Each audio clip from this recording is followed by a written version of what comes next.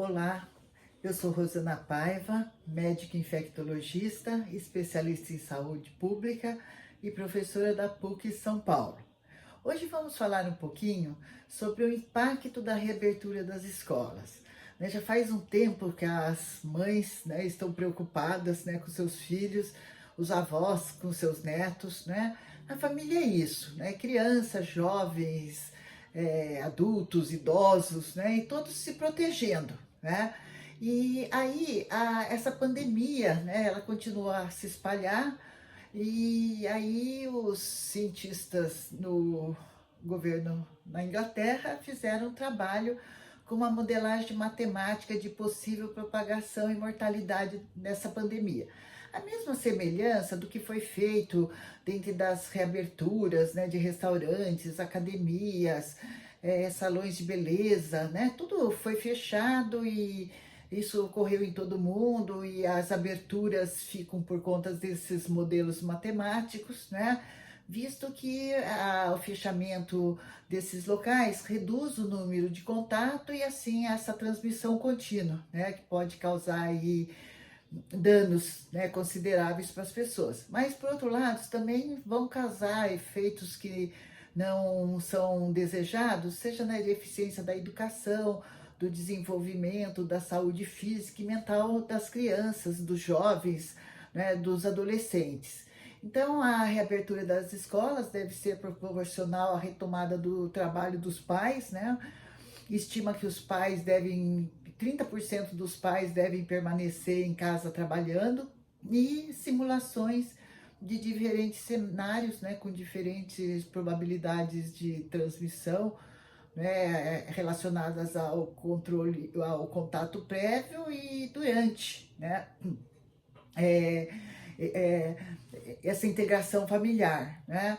Então, estratégias de testagem e rastreamento, né, foram utilizadas e foram mostradas que as curvas, né, de acontecimento de diagnóstico de mais casos, né, sejam casos assintomáticos, leves, mais graves e que necessitam de UTI, né? Então que a onda vai acontecer em um momento ou outro.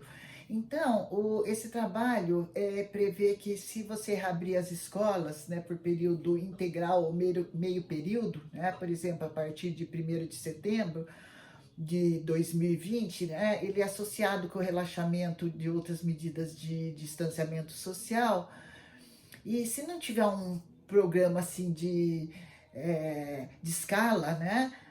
Uma nova onda ela pode surgir até mais 2 a 3 vezes maior do que a primeira onda, né? Isso são as previsões dentro dos trabalhos matemáticos, né? Então, se volta essas aulas em período integral, esse pico vai acontecer agora em dezembro de 2020. Se você volta às aulas meio período, o pico vai acontecer em fevereiro de 2021, né? Então, assim, os trabalhos têm limitações, né? Os parâmetros e as fontes não necessariamente estão adequadas à realidade de cada país, à realidade de cada comunidade, né? Até porque também não tem um consenso dessa porcentagem das pessoas que são assintomáticas. E também não tem dados suficientes sobre os menores de 20 anos, sejam os jovens, sejam as crianças, né? E também o trabalho não consegue abranger esse contexto, né, do comportamento, das interações de crianças também que não frequentam as escolas, né? E aí aquilo, no Brasil, no estado de São Paulo, né, nos diversos estados, nós estamos na dependência dos nossos gestores, né? Então, sejam os gestores estaduais, sejam os gestores municipais, sejam os gestores na escola. Mas lá no final, né, da cadeia, quem vai decidir é isso, né? Vai ser as mães, as famílias, né? Então, aqui no estado de São Paulo, 13,3 milhões de pessoas entre alunos e profissionais da educação estão sendo considerados para retomar atividades somente quando estiverem na tal da fase amarela, né? Então, as famílias devem ser avisadas com 7 a 10 dias de antecedência E se acontecer dia 8 de setembro, como está previsto, deve acontecer em 3 etapas. Na primeira etapa, com 35% da capacidade dos alunos. Na segunda etapa, que é essa fase verde, né, ou fase 4, né, com até 70%, e 100% da capacidade escolar numa etapa 3, né? E aí deve se manter as práticas de higiene, né? Como distanciamento de 1,5 m, né, exceto na educação infantil, porque não é possível dentro dessa faixa etária. O revezamento de estudantes por dia combinado, né, então partes dos estudantes ficariam com ensino remoto, combinar o horário de entrada e de saída, além do horário de recreio, né, que isso também deve ser até rodiziado, a sanitização dos ambientes, higienização das mãos, os ambientes devem ser bem ventilados, né? Garantir a funcionários e estudantes que eles saibam dos riscos adotados, garantir que as ações sejam efetivas e mantidas ao longo do tempo, assim como o obrigatório uso de máscara, inclusive no transporte, né? Então a gente tem que pensar, né? Os professores de máscara, as crianças de máscara, o distanciamento, né? Tudo tem que ser pesado dentro dessa situação, né? Assim como os EPIs, o equipamento de proteção individual para os funcionários, né? E funcionários e alunos de grupos de risco devem permanecer em casa. Então, todo o mapeamento deve ser feito, né?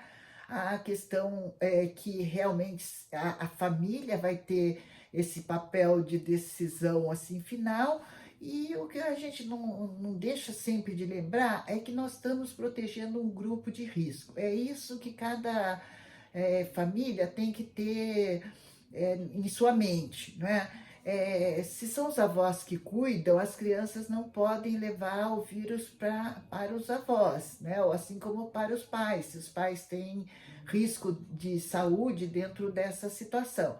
Então, todo mundo tem que avaliar, todo mundo tem que pensar, né?